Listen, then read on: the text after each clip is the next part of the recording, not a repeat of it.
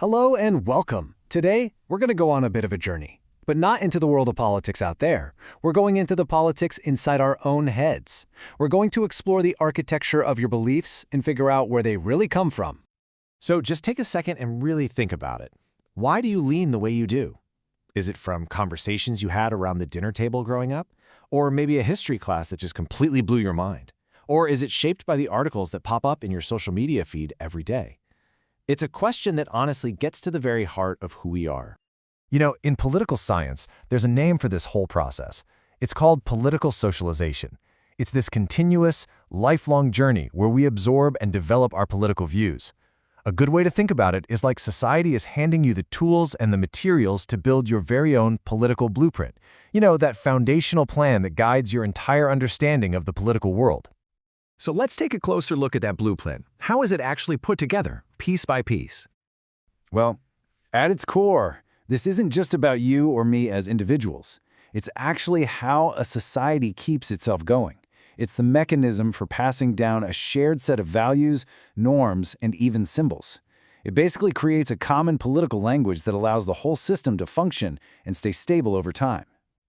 So who are the architects and contractors working on this blueprint of ours? Let's dig into the different ways this process actually happens. Turns out, this influence flows through two main channels. First, you've got manifest socialization. This is the direct, explicit, in-your-face stuff. You know, like a civics class teaching you the three branches of government.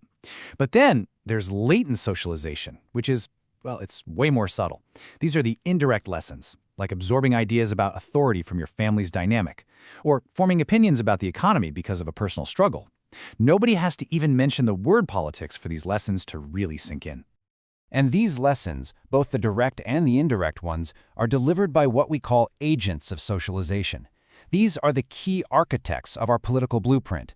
And while there are a bunch of them, like our friends or political parties, let's just focus on three of the most powerful ones that start shaping us from a very early age.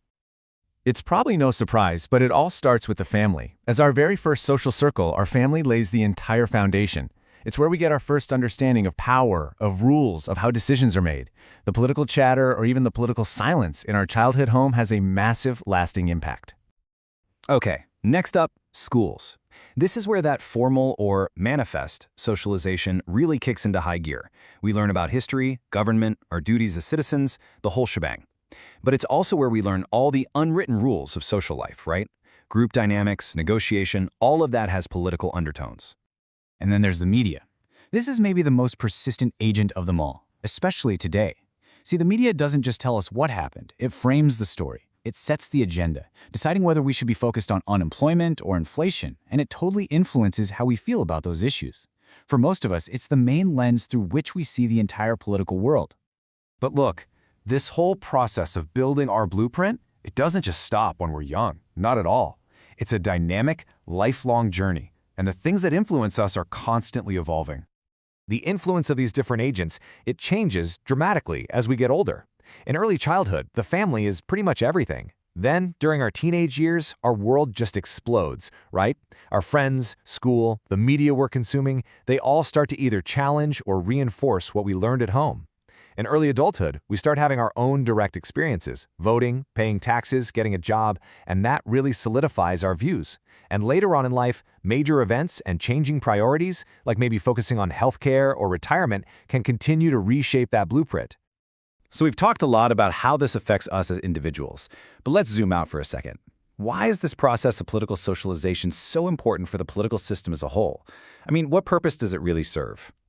Well, ultimately, political socialization is the bedrock of a stable society. It's what transmits shared values, which makes sure the system can continue from one generation to the next. It builds legitimacy by teaching us to trust in our political institutions. It encourages participation, it fosters a common national identity, and it helps maintain social order. Without it, every single new generation would have to start completely from scratch. But this brings us to a really critical question. Is this whole process always just a neutral form of education? Or can it sometimes feel a little more like indoctrination? And here we get to the central critique of this entire idea. See, political socialization isn't just about learning. It's also about maintaining the status quo. By its very design, it often reinforces the existing political order and the dominant values. It can subtly discourage radical dissent or any fundamental challenges to the way things are. In fact, critics point out that the whole concept was developed with an eye toward stability. The driving desire was often to preserve the political systems we already have, not necessarily to empower citizens to fundamentally challenge them. It's a really powerful lens to view this whole process through. And one of the most visible negative outcomes of this today is political polarization. I mean, think about it. When our socialization happens inside these little echo chambers, where our families, our friends, and our media feeds all reinforce the exact same message, it can deepen divisions and make constructive dialogue across political lines feel nearly impossible. Which leaves us with this final, kind of challenging thought. To what extent are your political beliefs really a product of your own conscious, rational choices? And how much is simply a reflection of the family you were born into, the schools you went to, and the society that has been shaping you since day one? It's definitely a question worth thinking about. Thanks for joining me.